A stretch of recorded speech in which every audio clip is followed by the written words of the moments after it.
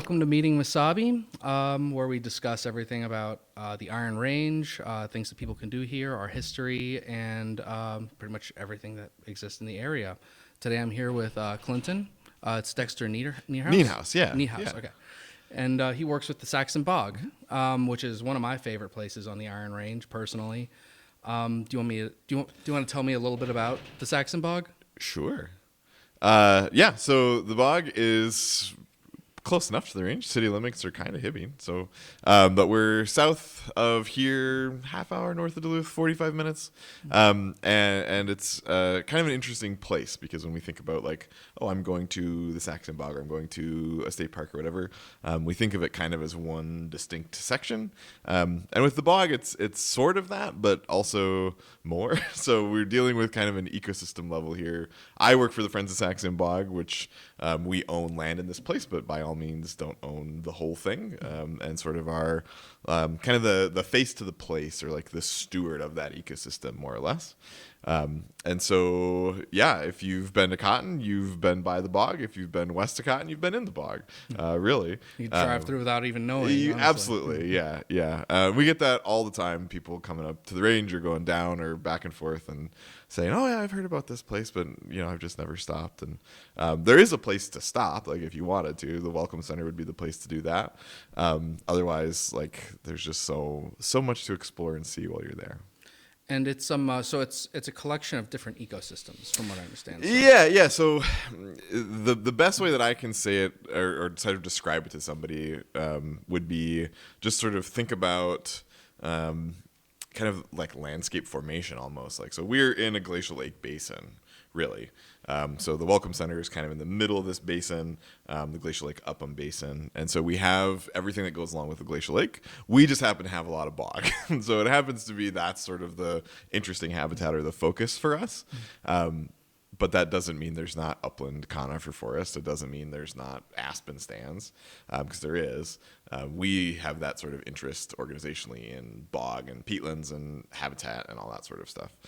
So it's kind of a mosaic of things. We like to call it a mosaic of habitats because it really is. Hayfields are habitat, even if they're maybe not the habitat that was here, but it's still habitat for birds in the summer, for birds in the winter. Same thing with upland conifers. Maybe it's not the place you go looking for great grays or blackback woodpecker, but it's still a great habitat for crossbills and pine siskin and redbreast and nuthatch and all these other birds that really do have a distinct taste in their preferences for habitat.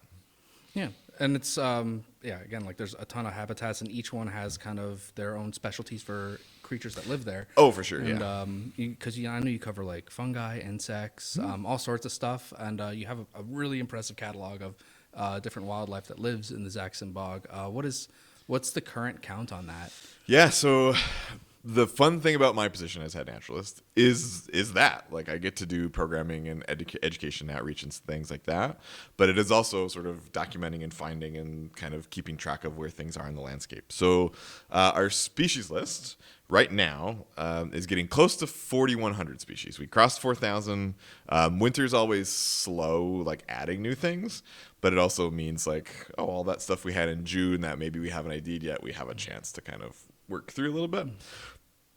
So the last couple of new things have all been, I think, all fungi, if I had to guess. There's some folks doing some genetic work, and I've sent them a bunch of stuff. I've sent them probably 200 or more specimens, and so that's a slow process to genetically run through everything. And so every so often we'll get a ping and somebody will find something new, and that's kind of fun. But I mean, it's sort of the fun thing in my position as an educator and as a naturalist of like, if I know what these things are and I know where they are, I'm going to be much better equipped to tell you what they are too, and go out and show you where they are if you have questions, right? Because we get people coming for great grays and for the boreal stuff. But you'd be surprised how many people we get looking for very specific things.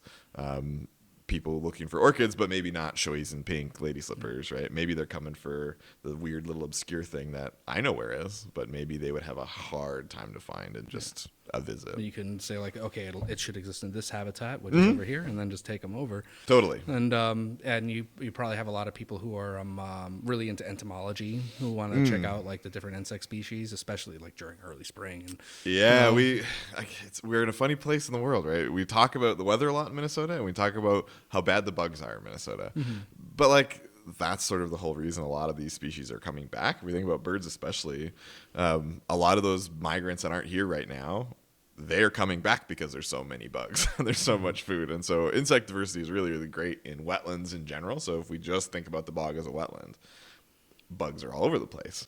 But there are some really cool things. And we find ourselves in a pretty interesting ecosystem in general, because you have a lot of pretty rare things that don't exist much further south than us.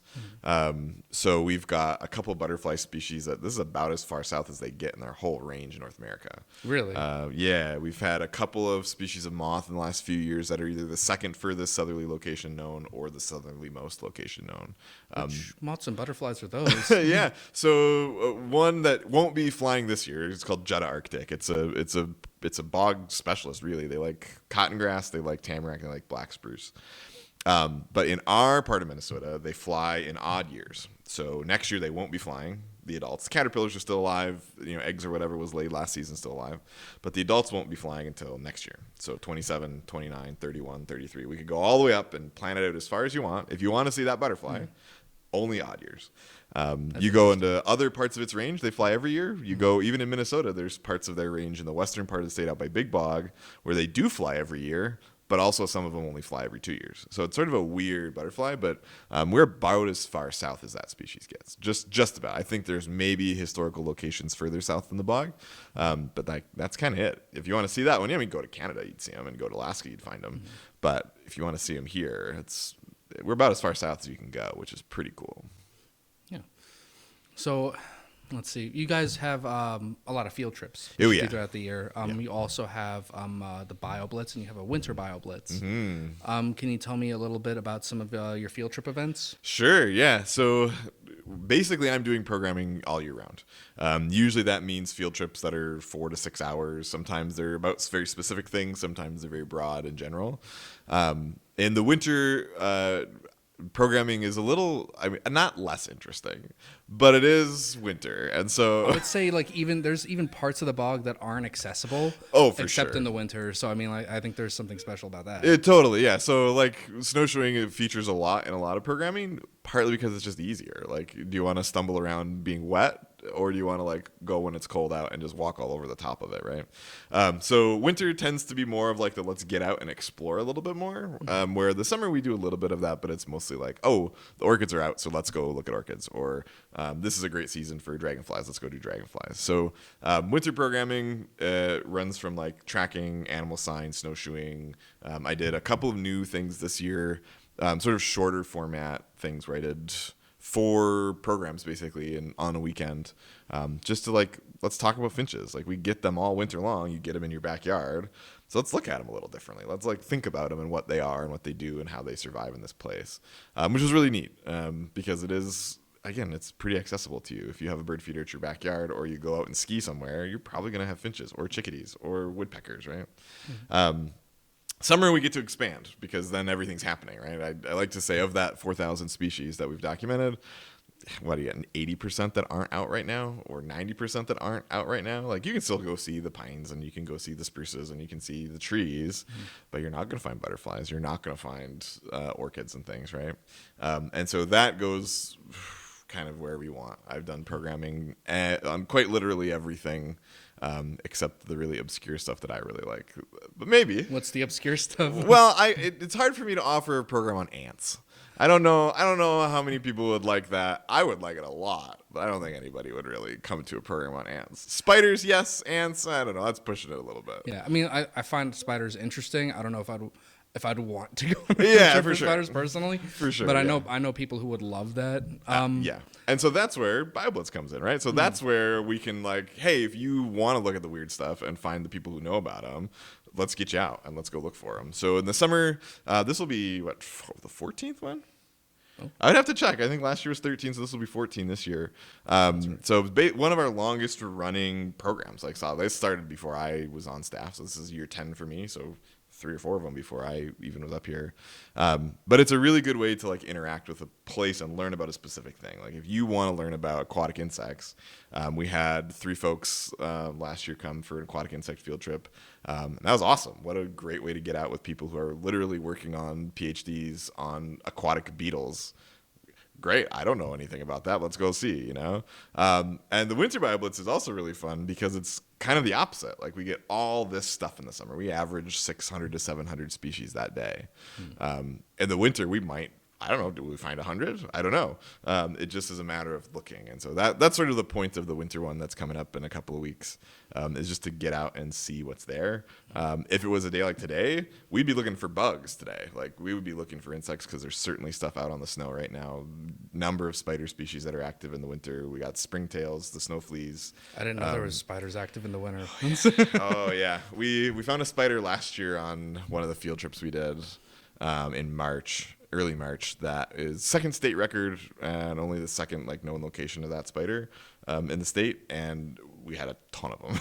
I kept collecting them because I kept seeing them, and I was like, well, the little spiders are hard to ID. And so my friend Chad, who's a professor at Bethany Lutheran in Mankato, he's sort of like the spider guy from Minnesota, and so I caught a bunch of them and sent them to him. They're all the same thing, but they were really active in the snow, and it was super cool just to be like, I don't know what this is, let's see. And it's the second state record of that thing. So what kind of spider is it? It doesn't have a common name, but it's Tenuophantes zebra is the Latin for that thing. A little spider, about that big. They are. Some would argue that's a big spider. Big, yeah, for some, yeah. We're in a fun spot where we have even way bigger spiders. So it's the largest spider in Minnesota lives up here, so it's kind of a good contrast. But yeah, we'll get to that. Okay, Don't worry, okay. we'll get to that. But yeah, it's just a pretty like orangey brown little guy just walking around on the snow in the winter. Wolf spiders are pretty active. There's one species of fishing spider that I probably have seen more in the winter than I've seen in the summer. So there's some really weird things that happen when we get these like really warm sunny days in the winter. I would bet if you tried hard enough, you could find a couple of moth species today that are flying around, even in the middle of February.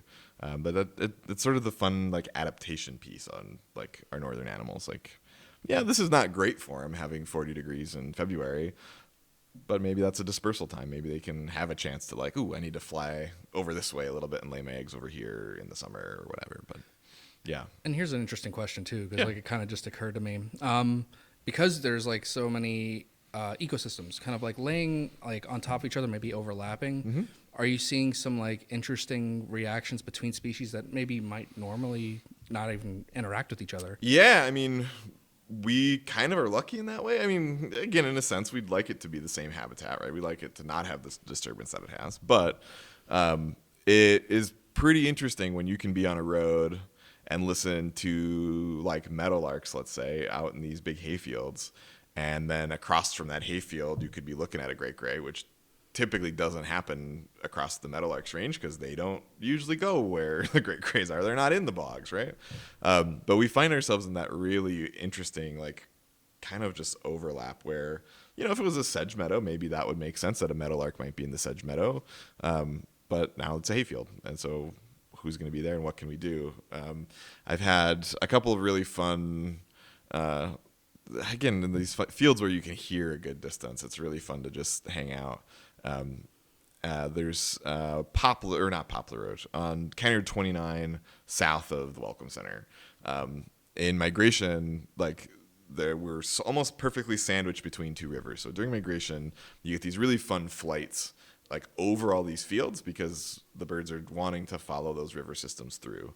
But let's say, you know, they tried to jump from Floodwood up to the range, right? They might cross that field. And so we've had some really fun mornings where, like, okay, we're standing in a hayfield. Maybe we're not going to expect a lot of birds, where we've seen hundreds of blue jays in migration, or just little warblers just bopping over the fields where they otherwise would be hanging out in trees. And so we get kind of some fun there.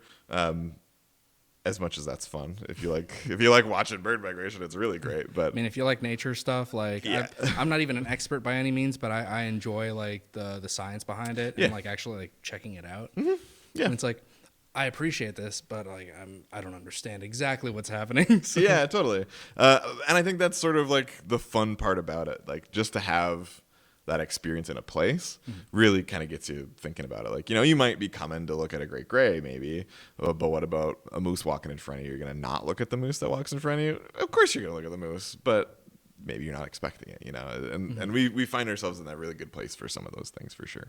Yeah, especially like, you know, because we are in like a rural Minnesota, so nature exists all around us. For sure.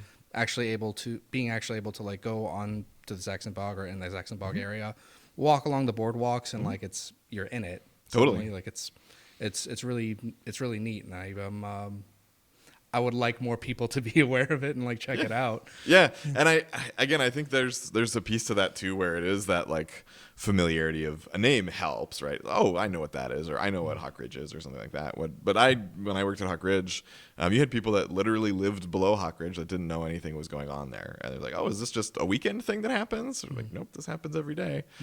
Same thing for us in the winter. Like most of the time people are coming to look for birds, but there's a whole contingent of people that just like being in the bog and just like walking around. We get a lot of local use of our boardwalks. Just I'm on my evening walk. Let me walk down the road, and then let's hop on the boardwalk a bit and walk back out to the road. It gives that opportunity to just sort of experience it as you will and when you will. I mean, there's no gates. There's no like, oh, you can't come at this time. Just be out there because it is a landscape. It is one of those places you can experience however and whenever. And it's sprawling, so like it's not going to be the same experience every time you can go to this place or check out that boardwalk. And on the topic of the boardwalks, because they're beautiful, especially in the fall. I like walking on the boardwalks during the fall because it's just really neat to like be under the trees when they're turning. Yeah. They were made like specially or something, weren't they? Yeah, so we sort of went about it in kind of not an odd way, but if you're building a boardwalk, you might think, oh, I got to sink some posts and then I'll put the decking on it and I'll build it like that. Where we have something that's called bog feet, and this is a thing you can find. Like we didn't make it for us. It's a thing that you can buy, where it's just to distribute surface area. So imagine it like almost like a plate that you've flipped over, and then you're going to sink a post onto that plate. And so it just sort of sits on the bog. So we're not having to dig in. We're not having to drill any holes. And also, if we wanted to move them, we could just unbolt everything and just move it, which is really neat. And so that sort of is a unique thing, I think, when we think about like building a dock or a deck or something. It's completely different. But it's worked. It's worked really, really well for us. And so we've got 4 boardwalks now. Augie's boardwalk just got an extension. So that's up at Fringe Gentian Bog. And that's a really neat one because we try to do a boardwalk in 2 different ways. So this was the second boardwalk we ever built. And we did the first one with bog feet and regular, just how our boardwalks are. And we said, well, let's try another one a different way. And so we ran basically like a railroad track almost, where we put down big logs, big logs, big logs, and then just decking across it just to see if it, 1, was cheaper, or 2, it was faster. And it wasn't either of those things. And so we said, well, let's just make it nice. Wouldn't know unless you try. Exactly. But it was a good experiment, right? It's worth to try, especially if it's not a thing that's been done before. If you've ever been out to Big Bog, that boardwalk is completely different than all of our other boardwalks. So there's a million ways to do something.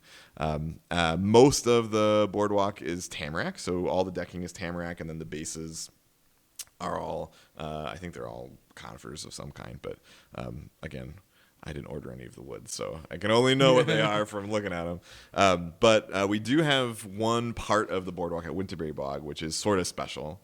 It is kind of an active research site. So NRRI, so Natural Research Institute, has been working on wood product stuff for a while, which involves like baking wood to make it stronger and last a little bit longer. And tamarack historically has been used for all kinds of stuff because it is pretty naturally water resistant. It's pretty naturally rot resistant. It's pretty hard. Like it's a good wood to use for stuff. But sort of their project was to see if they can make it even better because there's a bug that is sort of ruining tamarack a little bit called eastern larch beetle, which is a native species. But it is a species that, because of sort of our warm winters, it hasn't been controlled like it should have been historically, right? If you get a week of 40 below, that's pretty hard on insects, even if they're from here. And so it's been killing tamarack pretty fast. And so we're going to kind of have to use tamarack to save it, if that makes sense.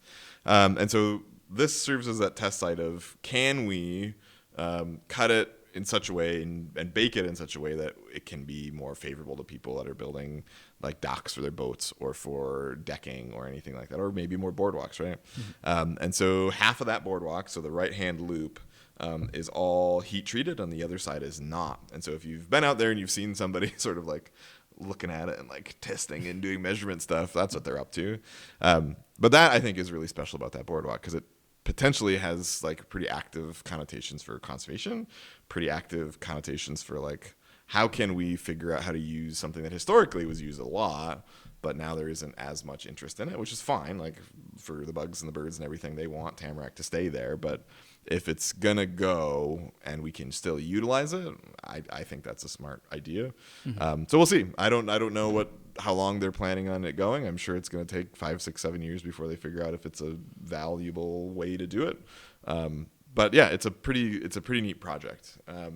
Generally, as we're talking about projects, if folks are interested in that, on our website, I do have a whole section on research and publications. And so if somebody's written a paper about the bog or in the bog, or if we've submitted papers or anything like that, I've got a nice little section. So that will go there eventually. It just has to get done. So we'll let them do their work. And then if you want to learn more about it, pop over to the website and you can find it. Neat. Yeah. Are there other active like fields of research happening at the bog right now? Or? Yeah. So part of again being an educator is kind of knowing the things that are happening if I can, so I can tell you about it. Right. Oh, somebody's working on moss. It'd be valuable for me to know about what they're working on, so I can tell you guys about it. Right. And so right now, I think the biggest one that's still kind of an ongoing project was started a couple of years ago with Nature Conservancy and a few other folks on like greenhouse gas emissions from peatlands as far as it goes with their restoration process. So we had a speaker, maybe the first speaker of the season, during the winter and the summer on Fridays. We have a little speaker series where we bring people in who are doing research or want to talk about like the bog or a species in the bog, something like that, just as a way to like build that sort of like knowledge of the place through people, or just it's interesting to me. So yeah. And you're going to keep on doing that throughout the summer too? Yeah. Cool. Yeah. So right now I think we've got 2 left? 29th. Oh, we might have 3 left. No, we have 3 left. Yeah. So when went by fast. Again, on those, winter flies. It's really crazy. But anyways, he came and did a little bit of a like, here's what we've learned so far about it. Because really, with peatlands, they store a lot of carbon, which is great, especially for like mitigating climate change effects. And their concern is not just like capturing carbon and making sure that bogs can hold on to it, but it also has to do with methane and releasing methane when they're doing some of that sort of like re-wetting, because if things are decaying, they're going to off gas, but where's the like happy medium? So they're trying to figure stuff like that out, because there are a lot of peatlands in Minnesota. I mean, it has the most peatlands outside of Alaska in the U.S., and a lot of them are kind of not in bad shape, but they've been disturbed. You put in a ditch, that disturbs a peatland. You put in a road, that disturbs a peatland. And so people are working on trying to figure out how that can get fixed, basically. How can we do it in a responsible way that's not contributing, that is collecting the carbon like we want, but not releasing too much methane and sort of, Yeah. Like just tweaking it, finding exactly. the happy balance. Find the balance, right? And so that project is ongoing, and it's been going for, I don't know, long, probably 4 or 5 years now or more. But that's one that I know of just off the top. There's always somebody doing something in the bog, which is kind of nice. We don't necessarily like have to know, right? There's a big landscape. There's plenty of public land. But I just like to, because it's interesting to me, and maybe something that organizationally we partner with, or we can help support or help get the word out for stuff. And and I'm sure like they would contact you anyway, since you guys like spend all your time there. For sure, yeah. And oh boy, recently I would have to go look back at my emails, but there are a couple of folks who are working on some bird stuff this spring into the fall, looking at migration, that reached out to us, said, hey, we're looking at doing this project. This area would be really great because of X, Y, and Z. And so we get to chat with folks about cool research, even if, it's like, oh, you don't really need to go on our property. You can go over here and it's just as easy. But we can help figure that out for people too. Like if you've never been to the bog, it's pretty daunting, right? If you're dealing with 500,000 acres, if we look at the whole ecosystem, that's a big place. Yeah. Even if it was just our properties, it's 25,000 acres there. That's still a lot. The maps are really helpful, but sure. even then, like, it's like, all right, cool. Like, I have to go here to get to this boardwalk, and then I start heading that way. I'm like, oh man, like, did I pass it? Like, yeah. Where? And it's probably still coming, right? It really is a big place. It's a massive area to cover. Yeah. We were just talking about birds for a second there. because it's a really popular place for birders, especially people looking for the great gray owl, Yep. and like other bird species. And I heard you guys mention something about like a winter eruption. Can you yeah. explain what that is and like why it was big and why? Yeah. So last winter, big, right? If you were out and you probably saw owls somewhere. It was, at least if we look at the numbers, it was the second largest great gray owl eruption ever in Minnesota. The biggest one was 2004, 2005. And that one was massive. Like this one, there was a lot of birds around, but it certainly wasn't to the scale of the '04 one. But more or less what we're dealing with eruptions, whether it's owls or finches or waxwings or even blue jays and red-breasted nuthatches do it. It's movements kind of in search of food or because of food. It's not necessarily like, oh, we're not doing great, so we got to leave. It's usually because they did pretty well, and then there's just no food for everybody, and they have to disperse. And so sort of the way that you can think about it is when we deal with predator-prey relationships, the prey species can always make more prey items much faster than the predators can catch up, right? And so there's a bit of a lag. And so right now, this winter's a really high rodent winter. If you've been out, you've probably seen tracks or sign or individuals, especially with redback voles. If you've been in bogs, tons of redback voles this year. Which means this summer is probably going to be a really good breeding year for those owls because they have a lot of food. If they have a lot of food, those chicks can survive, but they can also lay a lot of eggs because they just have more nutrients available to them. And so in a couple of years down the road, all those babies that survived are probably not going to have as much food because the rodent population will start to go down, but they've survived, and so they have to go somewhere else to find food. And that's sort of what we saw last year, was lots of really nice birds. They were all in pretty good shape. It wasn't like everybody's emaciated and everybody's having a hard time. Most of the birds were just fine. Knowing people who were catching and banding great grays and boreal owls last winter, very few of them were in bad shape. So they're all really good, which is great because usually eruptions are the opposite of that. That '04 eruption, birds were in really rough shape. You had lots of like predations of great gray owls eating other great gray owls, which is something that doesn't happen. But there just wasn't food for them. And so, yeah, it was pretty crazy. The most I ever saw today, most great grays I ever saw today was 15, which is a lot. If you're coming to see one, 15's a lot. And boreal owls, we probably had, I don't know, in the bog last winter, 15 to 20 different boreal owls last winter, which is a big one. That's the one that when people get excited about eruptions, it's, yeah, a lot of great grays are cool, but boreal owl is just a really hard bird to see and to find. And so Are those the small ones? the little guys, yeah. Oh, those are cool. And they're just hard to see. And so we had almost 11,000 people through the Welcome Center last winter, partly because of boreal owl, but also it was just easier to see great grays. It wasn't a terribly like snowy or icy or bad winter either, so people were confident like, oh, I can drive in this stuff. I can come up and visit, which is a lot, especially compared to this year when there is no eruption and we just have our local birds, so our breeders that are around, because great gray is resident in the Sax-Zim Bog. I think the last great gray was February 4th, so we went from like great grays every day and 5-6 of them every day to, I think there's been 3 seen this winter, and that's from the 1st of December and probably from the end of November. And we just broke that like 3.5 week with no great gray, which is kind of normal. Like it's hard to believe, like, man, only one in like 3 weeks. That's crazy, but like that's kind of a normal winter for us. We've just had pretty odd winters the last couple winters where we had a lot of owls last winter. Winter before was really, really like no snow, and it was like pretty easy to drive around up here. So we had a ton of people. It's been a while since we've had like a normal bird winter. Yeah. I mean, like, but last year, because like I remember I went up to the bog because I was going to take some pictures. Yeah. And I just happened to walk into the Welcome Center, and they're like, "Oh yeah, there's a great gray, like right in the tree." And Yeah, I the was one like, in the back. Yeah, that was cool. I was like, I can't believe it. I just got here. Yeah, And, yeah. Yeah, so Magical experience, all right. Yeah, no, it's amazing, and like everyone was kind of like just taking their pictures from a distance, and I could see it through the binocular, and I was like, this is cool. Like I would love for the like a normal birding season again for things to kind of cool down a little bit. Yeah, give the roads a break, maybe. I don't know. Yeah. But yeah, this winter again, it's maybe really odd with like no great gray sightings, but we've had 2 short-eared owls. There's a long-eared owl that's around. Saw-whets are calling. Like it's kind of a different winter completely. Finches are pretty good this winter. Pine grosbeaks are here in a big way. I hope folks on the range have been seeing them because there's just tons of them all over the place. Evening grosbeaks are here in a pretty good way.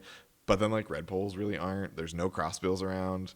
Pine siskins aren't around. And so we went from like really diverse, really abundant finches last winter too, to like just the two big ones. And that's kind of like what you were talking about earlier, kind of like a balance of like the food system. So Yep. they're going to have their off years and then just kind of bounce back. Totally. If we want some perspective on that, last winter, so I run 2 Christmas bird counts. I run the Duluth count and I run the one that's in Aurora. Last year, the Aurora count, so previous count, we had the record number of white-winged crossbills. So we had over 450 white-winged crossbills last winter. This year, we had 0. We had 187 red-breasted nuthatches last year on that count, and we had 18 this year, which seems like, ooh, scary, where'd all the birds go? But if you like get into sort of what's going on in the forest, 2 big things. The small coned conifers, so white spruce, black spruce, white cedar, tamarack, really didn't produce cones this year. Last year they did, so there was tons of food for all the birds, and they were all here. This year, not a lot of cones. They went somewhere else. Why, so what would make them produce less cones? Good question. It's a hard one because it makes sense in like a drought year, right? Like, oh, there's just not enough moisture, and so they're gonna just sort of hold back and not produce because it's energy expensive, right? Even if it is a tree, it's still expensive. So we just got out of that big drought, 5-6 years ago. We had it for 3-4 years in a row, big drought, no production. Makes a lot of sense. We had a wet year. We still didn't see that production until the next year, and so we had a lot of cones the following that wet year. We weren't drier or anything, but they might have just rebounded and said, hooray, we finally have what we want. Let's just produce a bunch of cones. Because other species did pretty well. Box elder did crazy well this year. They produced tons of seeds. So did basswood. So did white pine. At least white pine along the lake. I don't know about white pine up here. We don't have as much in the bog, and so I don't see as much up here away from Duluth. But why did white pine do so well when all the other ones didn't do so well? It's kind of a mystery, right? There's still mysteries, even for me. I feel like I have a pretty good handle on the things that are around and what things are. But there's still a lot of mysteries to track down. And plants specifically are kind of difficult because like it's harder to track like what they're doing because they stay still. So you really have to study them. We can't pick up a tree and weigh it and say that one weighs what it should be weighing, where we could go pick up a bird and say, yep, that bird is healthy because it weighs what it's supposed to weigh, and we let it go. We can't really do that with You can't trees. Observe behavior, really. Not as well as you could with animals anyways. Right, totally. Yeah. And you mentioned like the amount of visitors that you get. Like last year you had like 11,000. Huge, yeah.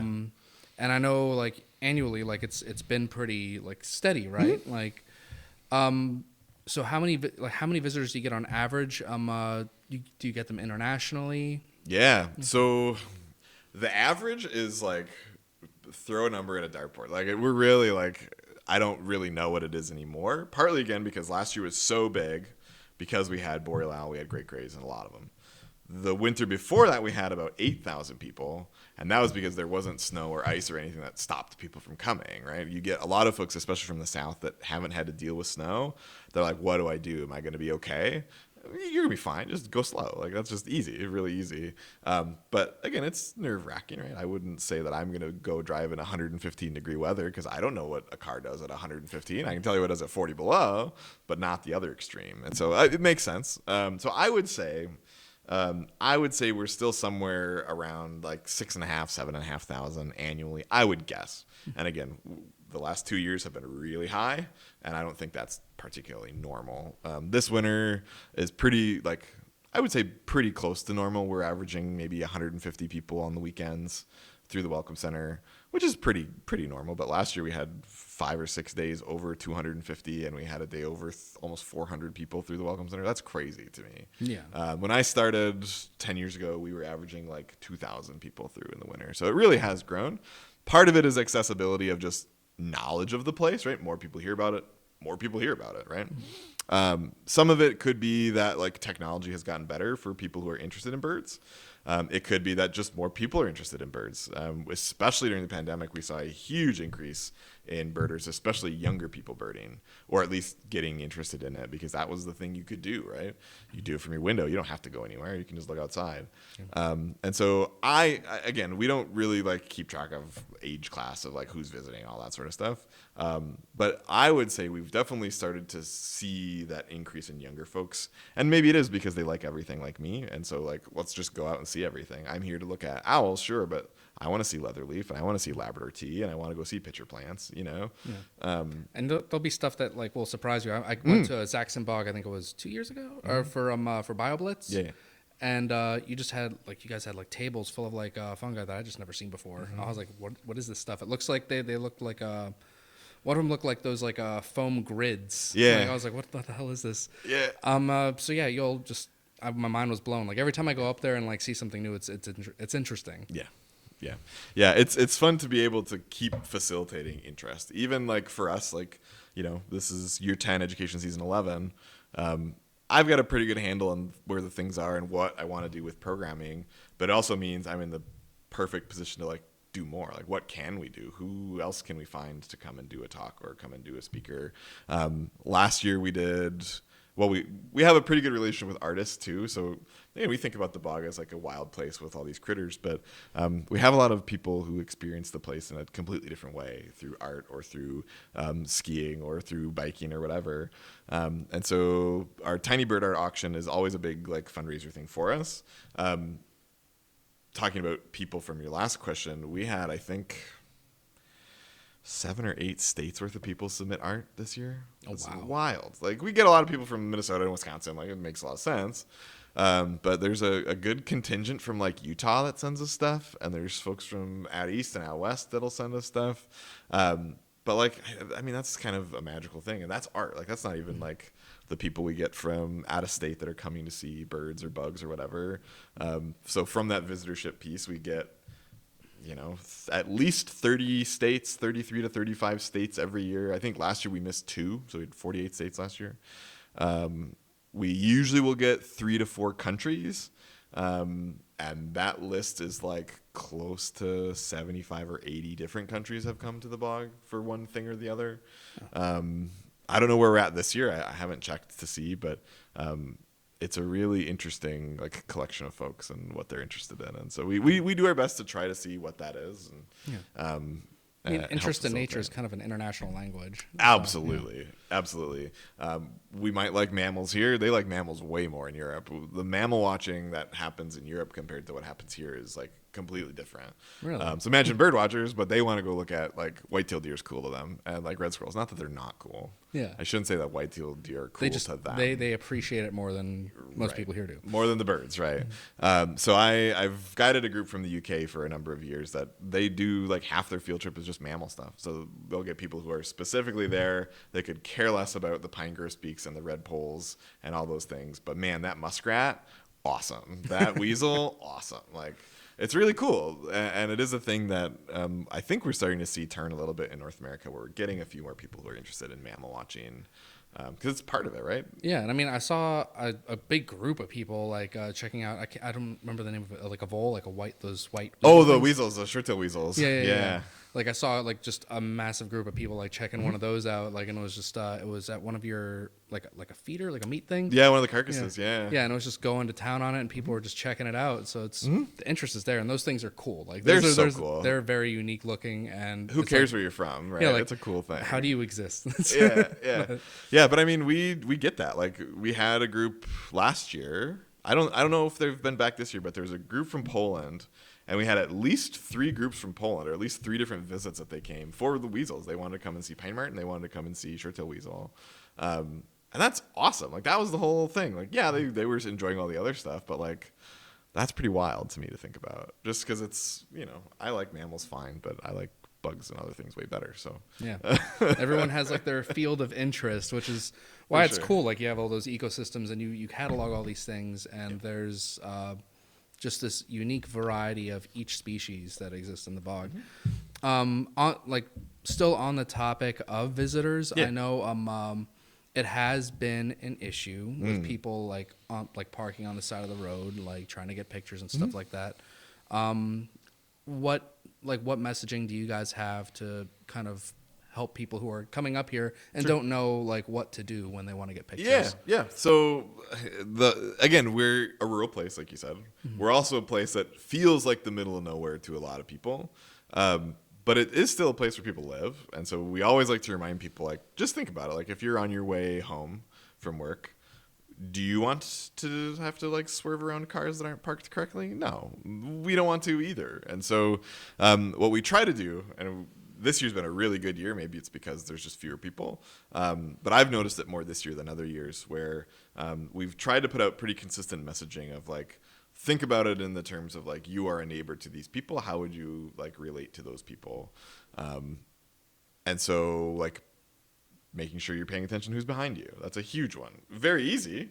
But if you're like, oh, what's here? And I haven't seen these things before. It can be hard to think about, oh yeah, there's probably somebody driving behind me, right? And so making sure people are looking behind them, making sure they pull over, even if it is another birder behind them. It's great. If you're just taking your time, just take a little more time. Just pull over a little bit. Lately, ditches have been catching people, so don't go over too far. Even though it's like, you can pretty clearly see the road. It's still a little slippery, it's still a little muddy. Like, it's not easy driving right now in the bog for sure. And so just taking your time and making sure you're paying attention to not just like where you're going, where the birds are, but that there are other people on the road, and you might have to watch for cars coming down and maybe pull over even further than you normally would think about it. Definitely don't stop in the middle of the road. Yeah. It still happens, but of course you get excited about stuff. But taking that time to be like, oh yeah, no, I remember, I don't want to sit here. I want to get over to the side has been really helpful. It's also helpful knowing that like roads are cared for pretty well in the bog. We find ourselves in like the middle of the county almost. And so Cotton is like the midpoint for the county garages. And so they kind of come through there first, which is really great. I mean, it's sort of an unintended like benefit of being in the middle of nowhere is like we get plowed first sometimes. But having conversations with the county folks has been really great. The last couple of years, Sparky has done a lot of good talking with them and saying, hey, here's what we're hearing. Is this something that you've noticed? Is it something that we can like tell people to do a little better? Because plows are big and they take up a lot of road, but they also have a really important role to play in like keeping everybody safe. And so it's been nice to hear from them like, hey, yeah, we don't have a problem with people parking on the side of the road, but just make sure they know that when we're coming, like, please get off the side of the road. Like, don't just say, they'll get by me. No, just take that second pause, let them get by, and then keep going, Yeah. And so again, treating the place like it is your place. I mean, that's what we try to do is like, yeah, we are an organization that's place, but like ultimately it's everybody who wants to enjoy the outdoors can be in this place. And so let's make sure we treat it that way and make sure we don't wear out our welcome with people. And the hard thing too is like the organization, like you could just come here. Like you don't have to know anything about the Sax-Zim Bog or the Friends of Sax-Zim Bog, and you could show up in the bog. But for the people who do know, we like to make sure that we can at least have that opportunity to be like, hey, just make sure when you're in this place, be respectful on the roads and make sure you see people coming and don't park in front of houses and all that sort of like, more or less common sense stuff. But again, you get excited at a new place, seeing new things, and it might be hard to remember like, oh yeah, I do need to use my blinker when I pull over. I do need to make sure I'm far enough over. But yeah, this winter's been pretty good. As far as I know, we also like to encourage people to make sure they're on the same side as everybody. So, if you're at a feeder or if you're at a bird, just make sure you're on the same side of the road. And this winter has been pretty good. I've been out with groups a couple of times and have noticed, oh yeah, people can see a car coming and they'll just pull off a little bit further, even if they're pointed the wrong way. But maybe we'll just say, thanks for being on the same side. They're working on it. They're working on it. Yeah. Consideration, like, that's huge for nature and for people who are living in the area. Totally. And it's hard when you're like not from here and you're just like, okay, I don't know what rules to follow. So for sure, the messaging's important. Yeah, I mean, driving in Minnesota in the winter is so different than anywhere else. Like it just really is. Even if you're used to snow, like I was just down home visiting my folks, and the snow in southern Minnesota is just so different from the snow up here. Like it's just texturally and everything that makes it up is just different. It's a moisture thing and it's a structure thing, but it's maybe not the same that you're used to. And so taking it easy for sure is a big one. Like it is a big place, but like you don't have to get somewhere immediately. You can take a couple extra minutes and you'll get there just fine. Yeah. Now, and here's a question, because I can never like fully wrap my mind around it. So the Sax-Zim Bog, it's not a nature preserve. Right. What would it be classified as, really? Yeah, great question. Great question. I would say, I don't know. I would still have to put it in just sort of like treat the organization a bit like a Friends of the Boundary Waters or like a Friends of Cricks Meadows or something like that, where we are an organization that functions and operates in this place. You could treat maybe our properties as those sorts of things, like, oh yeah, this is more like a condensed state park type setup. I mean, it's not, but close enough, right? Yeah, so I would say we are kind of a conservation organization doing land preservation work, but also education and outreach, which puts us in that kind of weird spot. We had a meeting on Monday, a nature centers meeting, and we're kind of that also, but we're also kind of not that. Like, we don't have like, oh, here's my room where I keep all the snowshoes for everybody. It's like, I have a place where I keep my ed stuff, but it's also the whole place is for ed stuff, you know? So we kind of find ourselves in a little bit of an odd place, but ultimately the bog would be just an ecosystem. It's a collection of ecosystems, or a collection of our properties within that ecosystem, or all the WMAs, or all the state land, or all the county land, or, you know, what have you. And so it is more or less like a landscape. Almost like you'd treat like a national forest, where there's campgrounds in the national forest. There might be some staff that do education in the national forest, but it's kind of the whole thing. That's the point of it. Like, that's the focus, really. So the lands are like privately owned, and just Yeah, so I that's also a hard one, because like, I want you to come on our property, but it's still our property, right? So like, we still own it, but it is like, come out and like enjoy it, like be respectful of it and be on the boardwalks or whatever, and enjoy all the critters and things. But it's not like there's a gate and you can't come here, like private land. Like, when I think of it, that's sort of what I feel. it's privately owned to be protected, observed, and studied. Yeah. Yeah. In the same sense of like, you know, DNR might own a WMA, but they want you to be out on that WMA. They want you to use it. The state might still own it, but it's still like, It's public-ish. for you. Exactly. Yeah. And so we just come from the perspective, like, we're the organization in the place. And so for us, it's important to have what we need from that. You know, like, we don't want you like doing certain things. Some properties, like, they're just sensitive, right? So bogs are not like inherently like, oh, just go walk over it, it'll be fine. They are pretty sensitive still. And so part of the boardwalk piece is just to like condense where we're making that activity. So like, you can still see it, like, you can still see everything that property has to offer, but you don't need to go to the far northeast corner of that 40-acre section. Yeah. That can be for the critters still, but like, you can still like do all your stuff that you want. Safe pathways for people to go through without disturbing anything. Yeah, for sure. Yeah. So what else do you have going on in the bog for the summer, since we're kind of like moving into the beginning of summer now? Yeah, Or yeah. very- Believe it or very not, quickly. we're getting close. Yeah. So my summer programming usually will go out by the end of March. So that's usually when I try to shoot for it. Welcome Center last day will be somewhere in the middle of March, whether that's the 15th or the 8th. I'm not sure where we're at with that yet, but usually around the like middle teens of March is when we're done. By then, I don't have to think about all the other programming and all the other things that we do there. And so I have a little bit of a chance to get programming out. And so, yeah, so we'll have programming out definitely by the end of March, if not earlier. All that lives on our website. I do usually have stuff that's in the Welcome Centers. Like, if you just showed up at the Welcome Center today, you could see all the programs for the whole rest of the season. The Master Naturalist programming, the programming for the Friday speakers, programming for the programs, just general programming. And so by March, I will have that whole summer figured out. And summer for us means beginning of May to basically the end of August into October. Welcome Centers open in the summer from June 1st to the end of September, and in the winter 1st of December till the mid-teens of March or so usually. But I don't know. I'm looking forward to like bug season. It's hard to think about that in February, middle of February. We know which one's your favorite. Yeah, I mean, but it's bug also the season. plants, like just seeing everything come back, right? We are in a very seasonal place. Like, northern Minnesota is very seasonal. If you don't like the seasons, this is a pretty hard place to be, because things change all the time and little things that happen. And so just thinking about like, oh, we've not done this program in a while. Maybe let's throw that back on the schedule. Or this speaker spoke to us 4 years ago and we haven't had him back. Let's see if they've got an update, you know? So it gives me a chance there.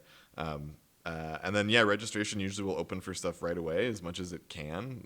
Some of the stuff doesn't require registration. So if you want to come to the Friday talks, you just show up. You don't have to register or anything, which is kind of nice. BioBlitz, we will have specific registration for the BioBlitz, which is June 27th. So June 27th, it's on the calendar.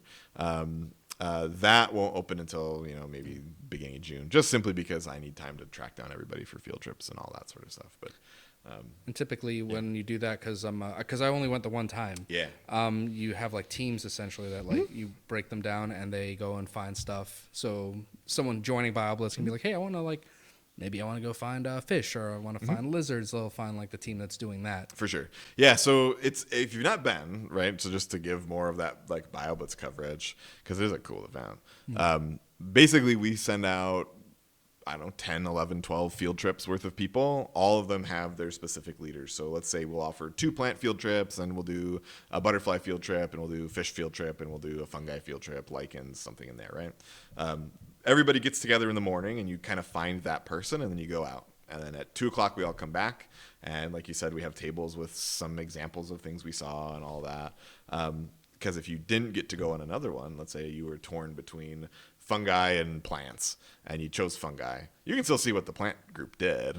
They'll bring stuff and you can see it. But it's all day. I mean, it really is it's a long day. We start it with moths, so we'll do like nighttime stuff starting the night before. And so I'll usually be at the Welcome Center from like 9 p.m. Friday to like 5 p.m. on Saturday, all in a big shot, which is, again, another really cool thing. To be in a place for that long and looking at all the critters is pretty cool.